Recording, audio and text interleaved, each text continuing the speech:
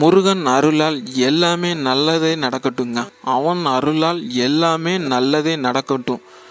முருகன்ட்ட எல்லா பொறுப்பையும் ஒப்படைச்சிடுங்க. அவன் பார்த்துக்கிடுவான். முருகா, நீயே பொறுப்பை பார்த்துக்கியா, நான் ஒன்று அனுதினமும் கும்பிடுவையா, என் கஷ்டத்தை தீர்த்து வையா, என் சோதனையை தீர்த்து வையா என்று அவன்கிட்ட முறையிடுங்க. அவன் பார்த்துக்கிடுவான். இந்த மந்திரத்தை அனுதினமும் சொல்லுங்க.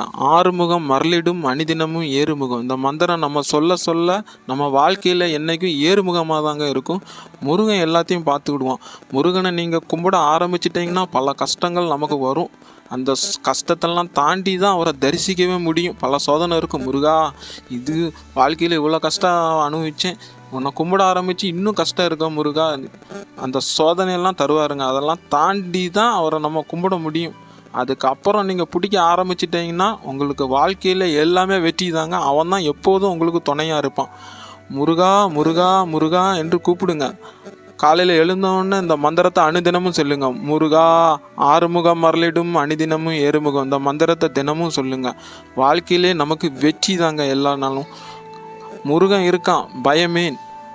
வெற்றிவேல் முருகனுக்கு அரோகரா. இந்த வீடியோ உங்களுக்கு பிடிச்சிருந்தனா லைக் பண்ணுங்கள், ஷேர் பண்ணுங்கள், கமெண்ட் பண்ணுங்கள், சப்ஸ்கிரைப் பண்ணுங்கள். கமெண்டில் வெற்றிவேல் முருகா என்று பதிவு பண்ணுங்கள்.